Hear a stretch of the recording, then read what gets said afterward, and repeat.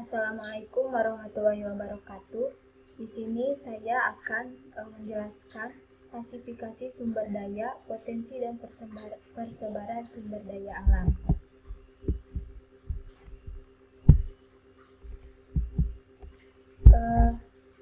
Klasifikasi sumber daya ada 4 menurut Undang-Undang Lingkungan Hidup Nomor 4 Tahun 1982. Yang pertama ada sumber daya manusia, sumber daya alam hayati, sumber daya alam non hayati, dan yang terakhir sumber daya buatan. Yang pertama sumber daya manusia.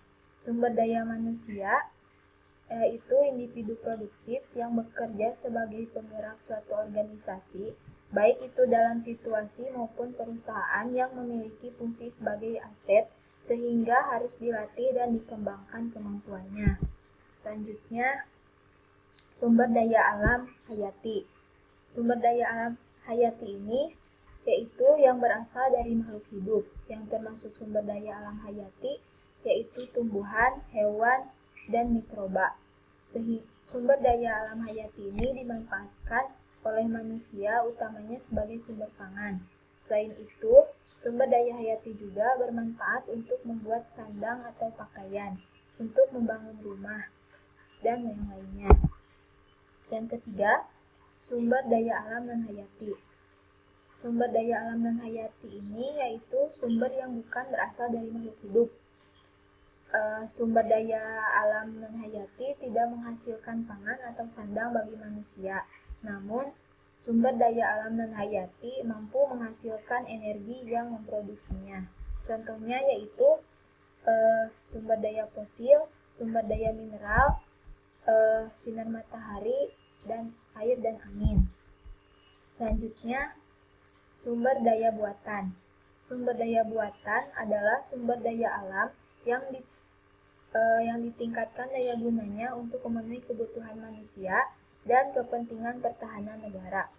Pemanfaatan sumber daya buatan ini akan mengurangi eksploitasi sumber daya alam sehingga tetap dapat menjaga keseimbangan ekosistem.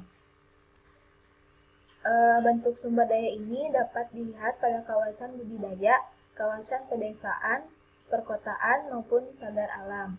Fungsi kawasan tersebut dapat sebagai pelindung kelestarian lingkungan hidup yang dibudidayakan, pemukiman, pelayanan jasa pemerintahan, pelayanan sosial, dan kegiatan ekonomi untuk kesejahteraan manusia dan kesinambungan pembangunan. Lalu, selanjutnya ada potensi dan persebaran sumber daya alam. Yang pertama, kehutanan, yaitu ada kayu. Di Indonesia terdapat 4.000 jenis kayu yang keberadaannya tersebar di Nusantara. Lebih dari 250 jenis kayu tersebut merupakan kayu nilai ekonomis yang tinggi, yaitu kayu jati, yang persebarannya hutan jati di Nusantara meliputi daerah seperti Pulau Jawa, Nusa Tenggara, dan Bali. Dan di Pulau Jawa sendiri persebaran paling banyaknya terdapat di Jawa Tengah dan Jawa Timur. Lalu kayu meranti, persebarannya meliputi hutan di Pulau Kalimantan dan Sumatera. Lalu kayu cendana. Kayu cendana ini ditemukan di Nusa Tenggara Timur. Meski demikian, persebaran cendana ini sudah meliputi hutan di daerah Jawa dan keseluruhan Nusa Tenggara. Lalu ada kayu akasia. Nah, kayu ini ditemukan di hutan-hutan Jawa Barat. Lalu ada non-kayu yang meliputi buah-buahan, madu, karet, rempah-rempah, rotan, dan sagu. Lalu yang kedua ada pertambangan, yaitu minyak bumi. Persebarannya yaitu terdapat di Jawa Tengah, Jawa Timur, Jambi, Riau, Sumatera Selatan, Papua, Jawa Barat, Aceh, Kalimantan Timur, Kalimantan Tengah, Maluku, dan Sumatera Utara. Lalu ada batu bara yang tersebar di Sumatera, Kalimantan, dan Papua. Lalu pasir besi. Pasir besi ini ditemukan di Cilacap, Jawa Tengah, Sumatera, Lombok, Yogyakarta, Gunung Tegak, Lampung, Pegunungan Terbik, Sulawesi Selatan, dan Pulau Sebaku, Kalimantan Selatan. Lalu ada emas. Emas ini ditambang di Jawa Barat, yaitu di daerah Cikotok dan Pongkor. Lalu Papua, Kalimantan Barat, Naro Aceh Darussalam, Sulawesi Utara, Riau, dan Bengkulu. Lalu ada timah. Timah ini terdapat di Sungai Liat yang berada di Pulau Bangka, Manggara, Pulau Belitung, dan Dabo, Pulau Singkep, serta Pulau Karimun. Dan masih banyak lagi barang tambang lainnya. Selanjutnya ada kelautan. Dari kelautan ada perikanan, yang persebaran sumber daya laut perikanan ini merupakan yang terbesar karena Indonesia terdiri dari 2/3 lautan. Laut Indonesia sendiri menyumbang ikan sebesar 6,4 juta ton per tahun yang dimanfaatkan oleh masyarakat. Lalu ada terumbu karang.